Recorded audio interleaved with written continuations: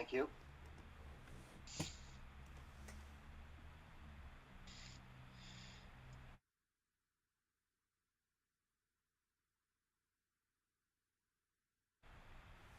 And we are live, Mr. Chair. Thank you. I'd like to welcome everybody to the Water and Sewer Utility Committee meeting today for Thursday, March the 3rd. I'll call the meeting to order, and I'll ask if there's any declarations of conflict of interest. None. No? Seeing none, I'll move on to the approval of the agenda. Moved. Second, Councilor Field? Okay. Yeah, I have a request. Question? Okay, go ahead. I'd like to add infrastructure enhancement improvements on Queen Street to deal with the rain surges and whenever we have a rain event. Richard, you and I talked about this plan for new infrastructure for Queen Street down around in between, say, Douglas Street, going all the ways up to Pond Street. We've talked about that infrastructure, and I know that that was one of the projects that was submitted. So I'd just like to have a brief conversation on that. Sure, we'll add that. Thank you. You okay with that, Richard?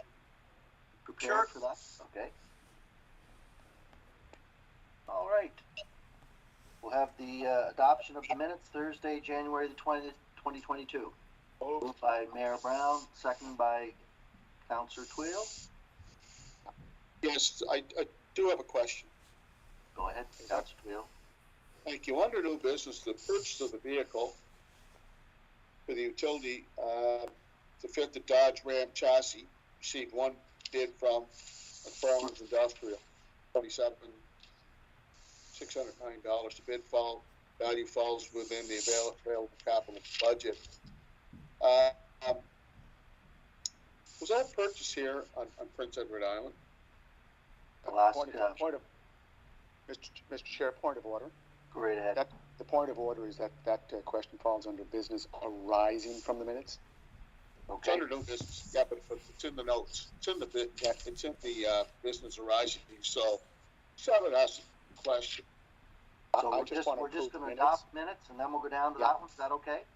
I move to adopt the minutes. Okay, Councillor Tweel, and then I'll we'll second for the adoption of the minutes. okay. Okay. Then we'll drop down to business arising from the minute. Okay, so Richard, can you tell me if that purchase was done here on Prince Edward Island? Yeah, so we issued a tender, and the only response that we received was from McFarland's. I believe they're out of Nova Scotia. Nova Scotia? Yes. And no car dealerships here responded? That is correct.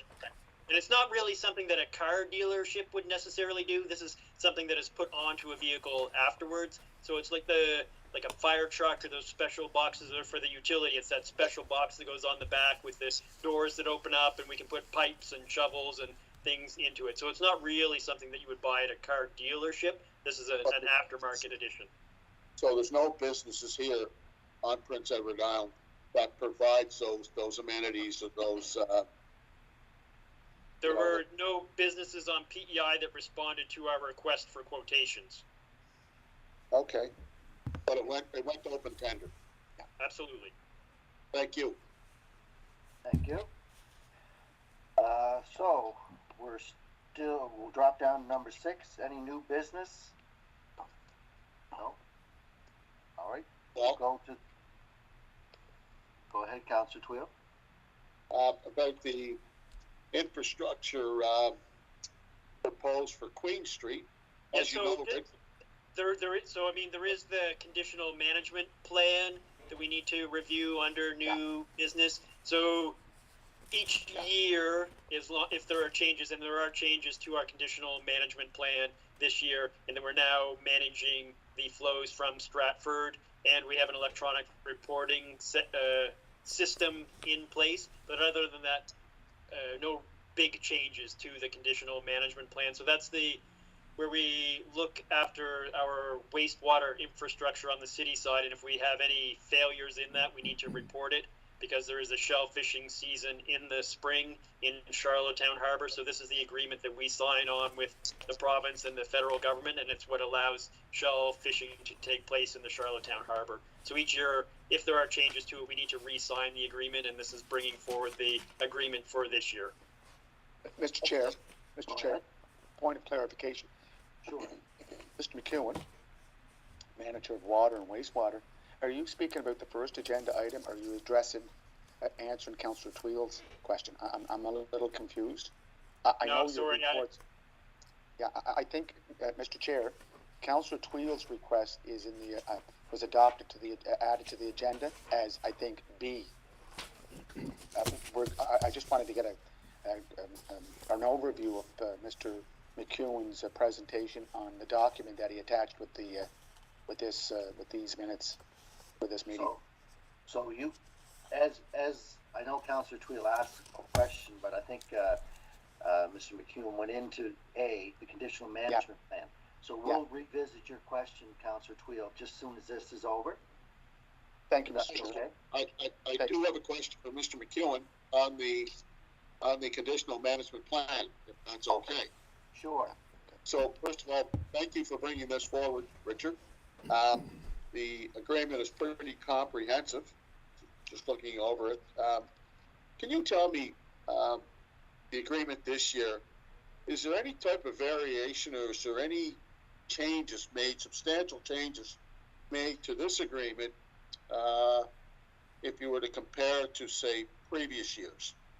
No, there's no substantial changes. I mean, a larger type of change we had last year was just the way we report, that we report through an online app instead of through a fax or email. And they're reviewing the wastewater flows from Charlottetown and the change with Stratford now to see if there might be some area changes for next year, but that's not in this agreement. That could take place in next year's agreement. Okay, a follow-up question, Richard. With the city of Charlottetown now taking over the sludge from Stratford, does that help enhance the shellfish industry in terms of avoiding any possible shutdowns, which has taken place in previous years? It's just now make it much more secure, I guess is the word that I would put forth. Secure in terms of secure and much more predictable for the shellfish industry. That is the hope. So there's only the Charlottetown Pollution Control Plant. There's no longer the Stratford side of the treatment process. So those lagoons have been eliminated, and occasionally the lagoons might have closed the shell fishing season, and now it's only our plant that could do that. So there's one less thing that could result in a closure of the shell fishery. So the hope is that things will be more stable and more predictable for them. Well, that's obviously good news from the shellfish industry's perspective. Wouldn't you not agree? Yes, absolutely. Okay. Well, no, I think that's great. And you said next year that there could be more additions made to the agreement? Yeah, so we're looking at, so it could be maybe a small change in the area. There might be some more areas that open up for them. But that's under review now by Environment Canada. Okay, thank you. Do you have any questions, Mayor, on that plan? Yeah, Mr. Chair, I don't know if you're experiencing the same technological problems, because when Richard was speaking, it appeared that Councillor Tweel was speaking for him. So is there an issue going on, Spencer? I didn't hear everything, Mr. Chair. Sorry about that. And now Councillor Tweel's talking to himself because I can't hear him. No, he's kind of flowing great with us there. It's all right with you guys? Yeah. Yeah, mine's speeding up here. I don't know what's going on. Okay, can you hear me all right there, Mr. Chair? Sure, yeah. Okay. So, Mr. McEwen, when I go through this very comprehensive agreement, this is what the city has been working on for a number of years with our sister communities, Stratford and Cornwall. And if I look at the cost, just going down to it now, Are you able to hear me, Richard? I can hear you, yes. Okay. I'm just having some difficulty with my my system. I can't seem to scroll down now. Okay, technology is not going good today. So, Richard, cost value or the cost to the city and its partners, what do we have for that? There's no cost in this agreement. It's an agreement that stipulates how we are to respond or how we are to monitor our system. And there are costs associated with that, but there's not a dollar value put to the agreement for those actions. It's kind of it's an expectation for the city to help facilitate the shellfishing in the harbor. The cost, okay. It's not great. There's some reporting costs and there are some costs, but even just operating the wastewater treatment plant, if we have a bypass, we had already in place a need to advise the Canadian Coast Guard and Environment Canada of a discharge. There's a window for the months of May, June, and July where there's an additional reporting requirement for us, but it's not a great deal of effort on our part. And then I do have to create an annual report that also goes through, and that annual report then helps CFIA to work with the United States to make sure that shellfish from Prince Edward Island can be imported into the United States. Yeah, that's Richard. That's the point. I think a lot of primary producers are concerned about. We're witnessing firsthand the situation economically, socially on our potato industry because of Canadian Food Inspection Services, or is it CFIA? CFIA, yeah. No, it was an eye opener for me, and I spoke to our provincial regulator about that and just saw the importance of the work that we do and making sure that the reporting that we do that is understood by everyone. I've come to learn a little bit, I guess, about what may have happened with the potato industry, and I brought it forward to, again, our provincial regulator, just drawing that parallel to them, and it helped me to understand the importance of the work that we do to keep that shellfishing industry open and flowing, and that annual report that I write, how important the information is in that report and how it's presented. Right. And again, Mr. Chair, I just have a couple of questions related to my primary question. So, Mr. McEwen, as manager of water and wastewater, I know we're working with our sister communities, and we have actually a working relationship with Stratford, but our community to the west, the town of Cornwall, has still operates the two sewage or wastewater lagoons, one on the North River and the other on the West River. Is that part of this monitoring system in this agreement, or is this something we're on an island by ourselves? So each community is responsible for their own system. So even Stratford, they still have a conditional management plan because they still have the very unlikely event where they could have a bypass somewhere in their system that could still impact the shell fishery. But their agreement, I would think, would be substantially changed this year. But I don't see their agreement, and I believe Cornwall would also have an agreement for its lagoon systems. But those agreements are community by community. Yeah, and Mr. Chair, I keep bringing it up. I've been bringing it up since the 2018 election. You know, at some point in time, all three communities should be joined together on a system, water and wastewater system, that treats the effluent going into any of the rivers, the Hillsborough, the North or the West, that it's gone through a primary, secondary process and allows our rivers to be clean and safe and also productive for the inshore fishers. So hopefully we can keep moving forward, and I'm hoping in future meetings or our next meeting of the Capital Area Mayors meeting that we can try to put something together.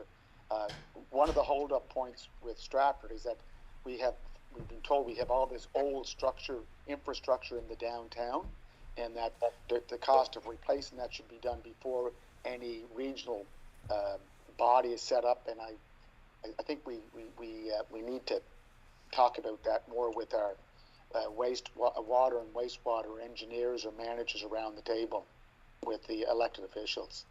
Thank you, Mr. Chair. Thank you. You have any other questions, Councillor Twill? Just on that topic, the concern I have is, it's great to say that we're going to add more capacity to the treatment plant Riverside Drive to become, the regional center or the capital center for all these different municipalities. And the concern I have is, cost for infrastructure, what the cost is going to be for the taxpayers of the city of Charlottetown, whether it be capital, whether it be operational.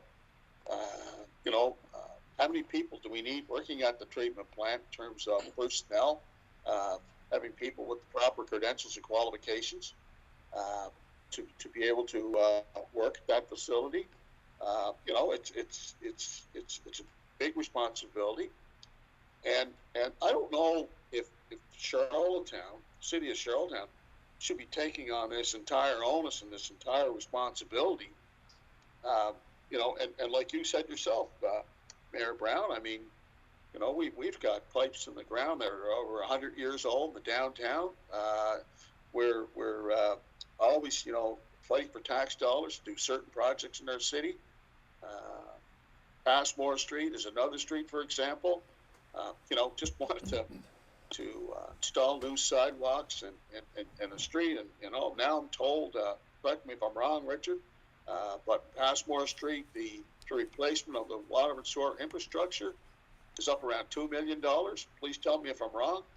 So, we've got a lot of projects that for that infrastructure money, to my mind, should be spent so that these particular neighborhoods can reach their full potential.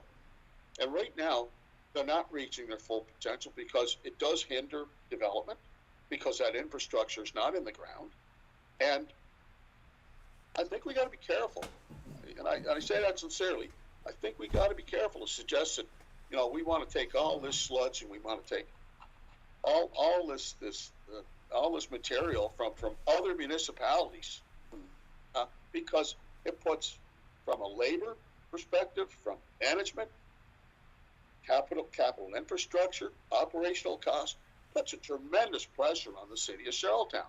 And I don't know if we're equipped for all that, and that's our number one priority, to be honest with everyone around the table. Mr. Chair, just in response, Mr. Chair, sorry about that, but just in response, I'm sure the proponents and opponents of amalgamation could have made the same arguments back in '94 and '95.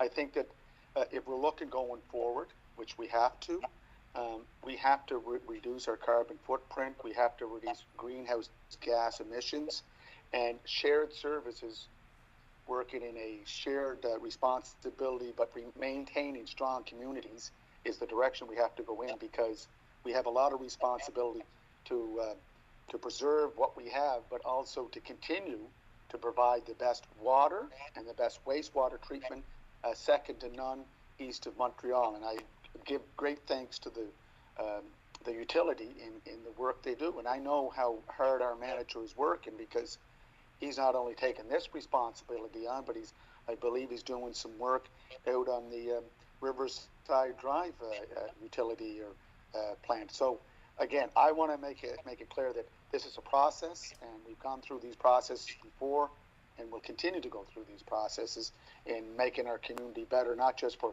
Charlottetown, but the capital region. Thank you, Mr. Chair. Thank you, Worship. Okay. Councillor Twill, if you just want a quick response there, that'd be great. I just want to caution everyone around the table.